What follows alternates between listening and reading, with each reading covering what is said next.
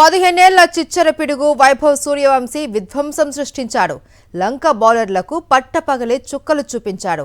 మెరుపుల్లాంటి ఫోర్లు, పిడుగుల్లాంటి సిక్సులతో లంక తీరంలో పరుగుల తుఫాను సృష్టించాడు. వైభవ్తో పాటు మిగిలిన వాళ్లు కూడా రాణించడంతో ముక్కోణపు వన్డే టోర్నీ ఫైనల్లో శ్రీలంక ఏ జట్టును ఓడించి భారత ఏ జట్టు విజేతగా నిలిచింది. శ్రీలంక ఆతిథ్యమిచ్చిన అనాధికారిక ముక్కోణపు వన్డే సిరీస్ విజేతగా భారత ఏ జట్టు నిలిచింది.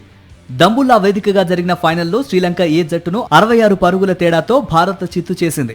తుది పోరులో టాస్ గెలిచి మొదట బ్యాటింగ్ చేసిన ఇండియా ఏ జట్టు నిర్ణీత 50 ఓవర్లలో 9 వికెట్ల నష్టానికి 377 పరుగుల భారీ స్కోర్ సాధించింది. భారత యువ సంచలనం వైభవ్ సూర్యవంశీ మరోసారి విధ్వంసం సృష్టించాడు. ఈ బేబీ బాస్ కేవలం 11 బంతుల్లోనే హాఫ్ సెంచరీ పూర్తి చేసి అందరినీ ఆశ్చర్యపరిచాడు. ఓవరాల్ గా 29 బంతులు మాత్రమే ఎదుర్కొన్న సూర్యవంశీ 10 ఫోర్లు, 8 సిక్స్లతో 94 పరుగులు చేశాడు. అతడితో పాటు తిలక్ వర్మ 67, రుతురాజ్ గైక్వాడ్ 40 పరుగులతో రాణించారు.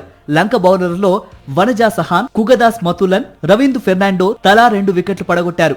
378 పరుగుల భారీ లక్ష్యంతో బరిలోకి దిగిన శ్రీలంక ఏ జట్టును భారత పేసర్ యష్ ఠాకూర్ ఆరంభంలోనే దెబ్బకొట్టాడు. అయితే మిడిల్ ఆర్డర్లో సదీరా సమర విక్రమ 52 పరుగులు, సహాన్ అరిక్చే 38 పరుగులతో నిలకడగా ఆడడంతో లంక తిరిగి గేమ్లోకి వచ్చింది. రన్ రేట్ ఒత్తిడి పెరగడంతో శ్రీలంక వరుసగా వికెట్లు కోల్పోయింది.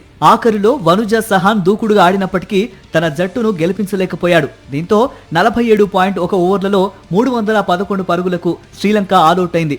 భారత బౌలర్లలో యష్ ఠాకూర్, విప్రాజ్ నిగమ్ తలో 3 వికెట్లు పడగొట్టారు. వీరితో పాటు అంకుల్ రాయ్ 2, తిలక్ వర్మ, అశోక్ శర్మ చెరో 2 వికెట్లు సాధించారు. మరిన్ని అప్డేట్స్ కోసం ఛానల్ ను సబ్స్క్రైబ్ చేయండి. నోటిఫికేషన్స్ కోసం బెల్ ఐకాన్ పై క్లిక్ చేయండి.